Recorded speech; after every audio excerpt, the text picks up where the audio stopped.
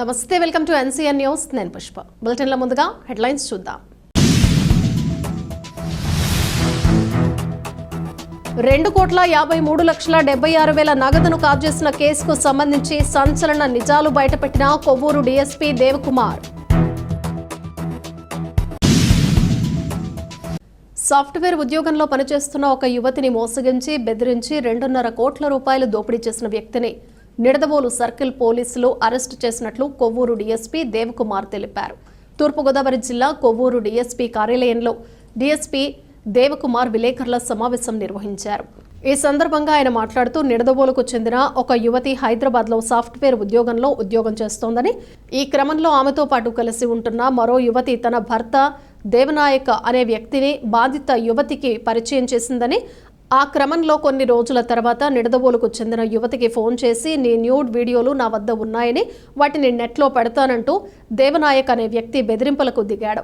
అలా ఆ యువతిని బెదిరించి దఫదఫాలుగా ఆమె వద్ద నుండి 2,53,76,000 కాజేసినట్లు బాధితురాలు ఇచ్చిన ఫిర్యాదులో పేర్కొన్నట్లు కొవ్వూరు డీఎస్పీ దేవకుమార్ తెలిపారు.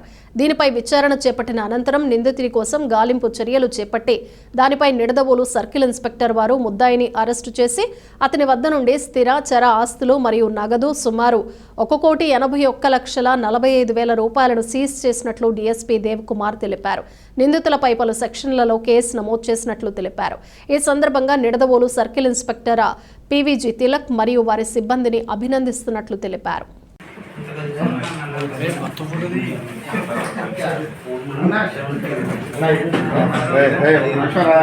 క్రైమ్ నెంబర్ 23/2023 అండి. ఇది ఆల్మోస్ట్ ఆల్ చీటింగు, అదేవిధంగా ఎక్స్ట్రాషన్ అంటే భయపెట్టి డబ్బులు తీసుకోవటం, అదేవిధంగా ఐటీ యాక్ట్ అంటే మా దగ్గర మీకు సంబంధించిన నూడ్ వీడియోలు ఉన్నాయి, యూట్యూబ్లు ఉన్నాయి, అట్లాంటి భయపెట్టడం, ఇట్లాంటివన్నీ దానికి సంబంధించిన కేసు ఇది. దీనిలో ఒక టీం తను హైదరాబాద్లో విప్రో కంపెనీలో నాన్ ఐటీ సంబంధించి జాబ్ చేస్తుండేది 21లో. అక్కడ వాళ్ళ స్నేహితురాలు ఒక ఆవిడ పరిచయం అయితే, చిన్నటి స్నేహితురాలు, ఆవిడ ద్వారా ఆవిడ ఈ భర్త అయిన దేవనాయక్, ఇతను గుంటూరు జిల్లా,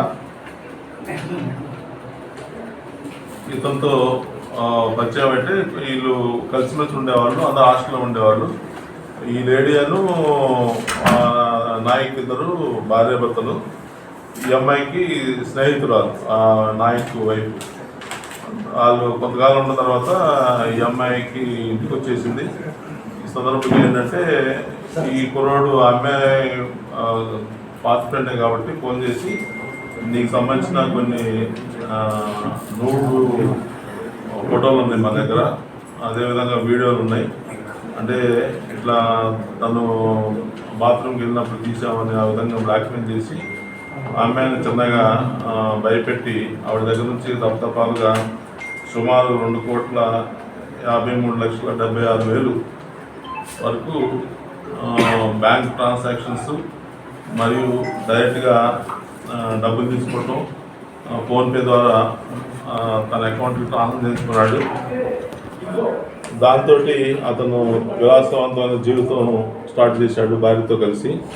మన గుంటూరు చిన్న కాకాని దగ్గర ఒక అపార్ట్మెంట్ కొన్నాడు. సుమారు దాని వాల్యూ 40 లక్షలు పైన ఉంది. ఆ అపార్ట్మెంట్ ఉంటున్నాడు. ఇంకా మిగతా డబ్బులు అయితే ఇంట్లో 75 లక్షలు ఉన్నాయి. అదేవిధంగా గోల్డ్ వచ్చి సుమారు కేజీ 938 గ్రాములు గోల్డ్, ఒక కారు ఒకటి కొనుక్కున్నాను, నిసాన్ కారు, ఒక బుల్లెట్. అదేవిధంగా ఇంట్లో కావాల్సిన సామాన్లు కూడా ఈ డబ్బులతోటే అతను కొనుక్కున్నాడు. అయితే ఈ క్రమంలో ఇంత కొనుక్కున్న అతను ఇంకా వీళ్ళని పాపం థ్రెట్ చేసి, ఇంకా నాకు డబ్బులు కావాలి అని చెప్పి వీళ్ళని బెదిరిస్తున్నాడు. దాంతో వాళ్ళు విసిగిపోయి పోలీసు వారిని సంప్రదించి ఇన్ రైటింగ్ రిపోర్ట్ ఇస్తే నిడదవోలు ఎస్ఐ గారు పరమహంస గారు కేసు కట్టారు. కేసులో దర్యాప్తులో భాగంగా ఇది గ్రేవ్ కేసు అవటం వలన అందులో ఐటీ యాక్ట్ ఉంది. ఐటీ యాక్ట్లో ఇన్వెస్టిగేషన్ ఆఫీసర్ సిఐ గారు చేయాలి. సిఐ గారు ఫోన్ ట్రాక్ తీసుకొని అతన్ని మొన్న మధ్యాహ్నం చిన్నకాకని దగ్గర అరెస్ట్ చేశారు. అరెస్ట్ చేసి ఎంఆర్ఓ గారి ద్వారా మధ్యవర్తులు అక్కడ విఆర్ఓ అని మిగతా విజయవాడ వ్యక్తులు తీసుకొని వాళ్ళ సమక్షంలో ఇతను డీటెయిల్డ్ స్టేట్మెంటు అదేవిధంగా వీడియో కూడా రికార్డింగ్ చేయించి ఇంటికి తీసుకెళ్ళి ఇంటి దగ్గర అంతా వెరిఫై చేస్తే అతను చెప్పినట్లే ఇంట్లో 75 లక్షలు క్యాష్, గోల్డ్, అదేవిధంగా కారు, బుల్లెట్ ఇవన్నీ ఉన్నాయి. వీటన్నిటిని కూడా ఆ ప్లాటు అదంతా ఉంది. వీటన్నిటి కూడా ఎస్ఐ గారు మధ్యవర్తి సమస్యలు సీజ్ చేసి నిన్న మధ్యాహ్నం ఇక్కడ కోర్టులో ప్రవేశపెట్టడం అయింది. కోర్టు వారు అతనికి జ్యుడిషియల్ రిమాండ్ ఇచ్చారు. ప్రజెంట్ జైల్లో ఉన్నాడు.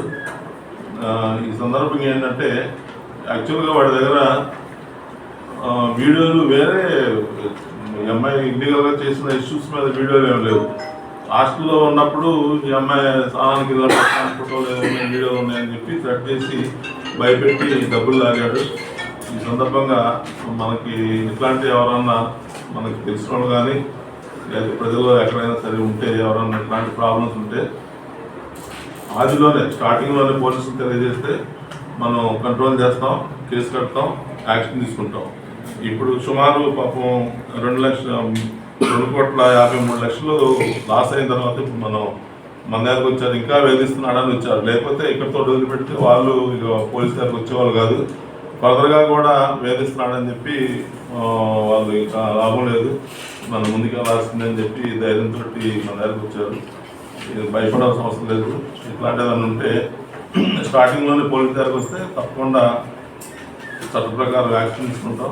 చట్ట ప్రకారంగా మనం చేయడానికి లేదు. అదేవిధంగా మనం ఏదైనా ఉన్నా కూడా ఒకవేళ బాత్రూమ్కి వెళ్ళిన ఫోటోలు అట్లాంటివి ఉన్నా కూడా మనం అట్లాంటి సీజ్ చేయొచ్చు. ప్రజెంట్ అయితే అతని ఫోన్లో కూడా మనం వెరిఫై చేసాం, నెట్లో కూడా చూసాం, ఎక్కడా కూడా అట్లాంటి వీడియో కూడా దొరకలేదు. కేవలం ఏంటంటే థ్రెట్ చేసి భయపెట్టి ఆ విధంగా మాయమాటలతోటి బెదిరించి డబ్బులుగా చేశారు.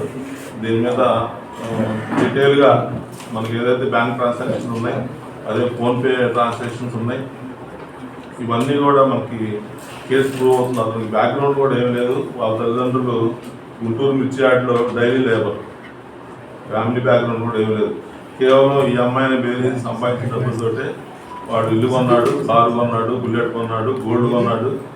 వైజాగ్ బీచ్ చూడటానికి కూడా విజయవాడ నుంచి ఫ్లైట్లో వెళ్ళి బీచ్ చూసి ఒక రోజు అక్కడ స్పెండ్ చేసి మన అనుకొచ్చారు. అంత లగ్జరీ లైఫ్ ఈ అక్రమం డబ్బుతోటి అతను ఎంజాయ్ చేస్తున్నాడు. దఫాలుగా వాళ్ళ ఇంట్లో ఉండదు, వాళ్ళ పేరెంట్స్ దగ్గర ఉండదు, అసలు వాళ్ళు అప్పు చేసి అదేవిధంగా వాళ్ళ ఇల్లు కూడా తాకట్టు పెట్టి దఫాలుగా డబ్బులంతా ట్రాన్స్ఫర్ చేశారు. ప్రతి అమౌంట్ కూడా ప్రతి రూపాయికి కూడా మనకి రికార్డింగ్ ప్రూఫ్ ఉంది. ఇది వాడికి డైరెక్ట్గా వాడి అకౌంట్లోకి వెళ్ళి మళ్ళీ వేరే వాళ్ళ అకౌంట్లో కూడా కాదు, అంతా కూడా ప్రూఫ్ ఉంది. ఇక్కడ ఎవరైతే అప్పులు ఇచ్చారో వాళ్ళు కూడా మనం ఎగ్జామ్ చేసాం, వాళ్ళు కూడా మా దగ్గర తీసుకోవడం కరెక్టే అని చెప్పి చెప్తున్నారు. అది వీళ్ళు కొంత డబ్బు కొంత ఉంది, కొద్ది సీట్లు తాకట్టు పెట్టి కూడా కొంత అమ్మాయి ఇంట్లో చెప్పింది ఎలా ఉందని తల్లిదండ్రులే భయపడిపోయి, తల్లిదండ్రులు ఒక బ్రదర్ ఒక అతను ఉన్నాడు, అతను అందరూ కలిసి ఇంకా ఆడపిల్ల కాదు పెళ్లి కాని పిల్ల మనకి ఎందుకని చెప్పి భయపడిపోయి